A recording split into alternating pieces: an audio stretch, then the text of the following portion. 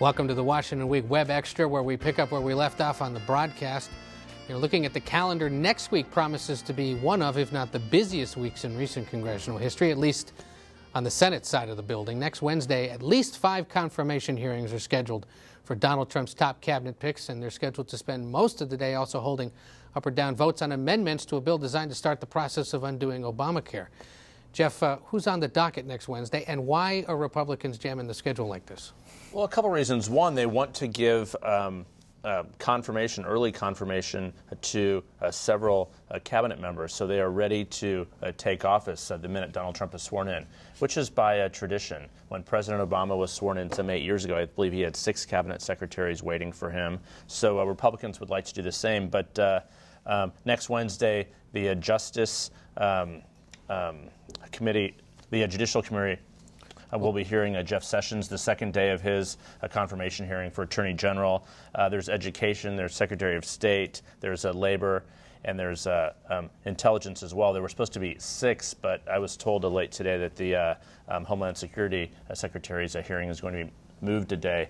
But the point here is that Democrats are crying foul because so many things are jammed into one day by design, as well as probably the biggest news that day is Donald Trump's press conference. He is scheduled, at least, to have his first press conference since winning the election and in more than a year on Wednesday as well. So the idea is, if you're a conspiracy theorist or looking at your political strategist. Right, exactly. If one thing can't break through, so if there's like one sort of issue in these hearings, but I went back and looked at the hearings 8 years ago. It's not that uncommon to have multiple hearings on a day. The reality here is that some of these are sort of controversial. The Jeff Sessions one in particular, as Attorney General, that certainly will be the Secretary of State hearing. So I think that there'll be some grumbling, but the reality is Democrats can do very little about it because they are not in the majority, and these people only need 51 votes to become secretary, to become cabinet members. Bruise them, but probably won't beat them. Democrats will. One of the things, Michael, you were saying that Tillerson may face questions about, or maybe should face questions about, is some of the information in the back of this unclassified report that was released today about sort of the psychological warfare that Russia has employed in recent months regarding our election and in other countries. Yeah, it's the best read of the report. The report starts with a bunch of very terse, lawyered statements about what the intelligence community thinks about what Putin did, and then there's like an expose. It's like 5 pages about why RT is a great network for spreading misinformation. RT is Russia Today. Russia Today. High in the channel listings in your digital offerings. But yeah. But really, I think what this is the intelligence community coming out publicly in a very high-profile place and saying we have a real problem here. That it wasn't just the clandestine efforts by the Kremlin and Putin to sway this election, but a lot of above-board efforts. Now, and they describe it in 2 different parts. They say there's sort of trolls working on social media,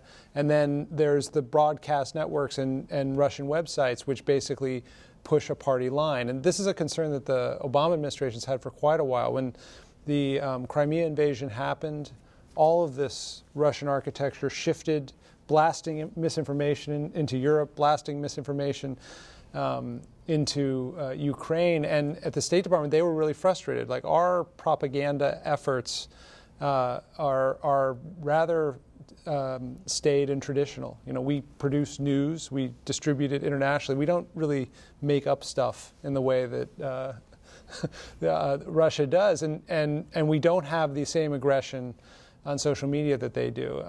And so it's been a real concern for the Obama administration. It's been something they've been working on. They're also having the same frustrations in fighting ISIS on a slightly different playing field, but in the public diplomacy area on social media.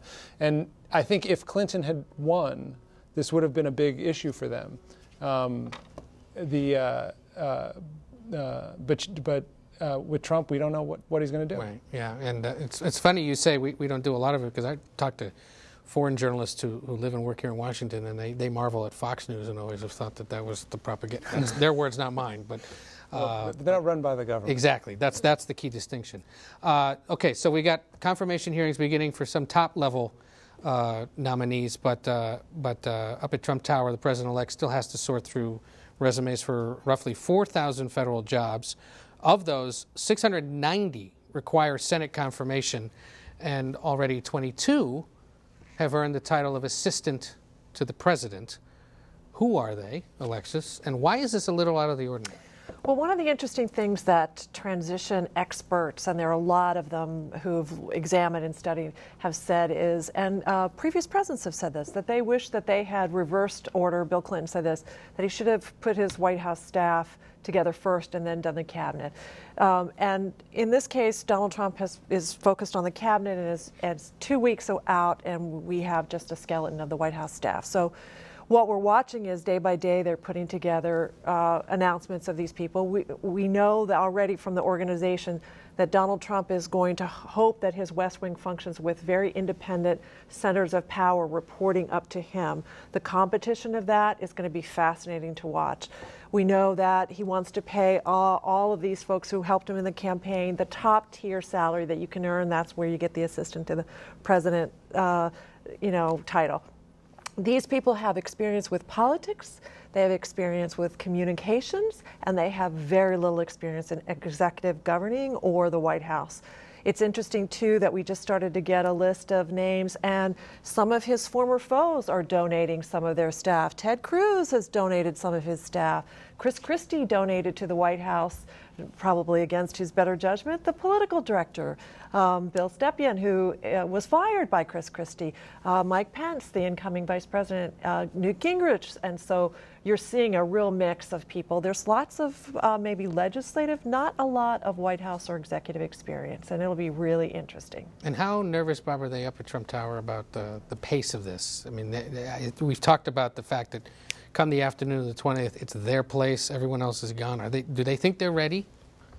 I think the power centers are pretty well established around Donald Trump. You have Reince Priebus, the incoming chief of staff, Steve Bannon, the chief strategist, and of course the son-in-law, Jared Kushner.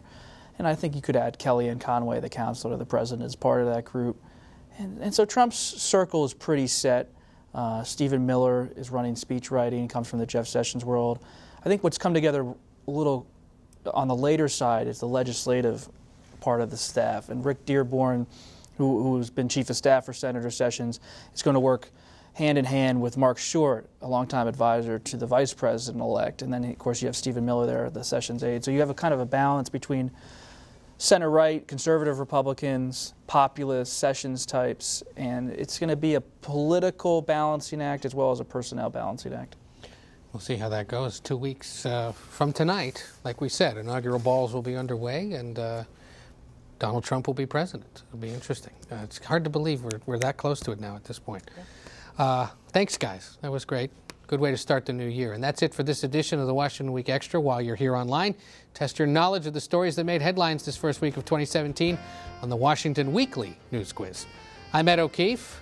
For Michael, for Bob, for Jeff, for Alexis, and everyone here, thanks for watching. We'll see you next time.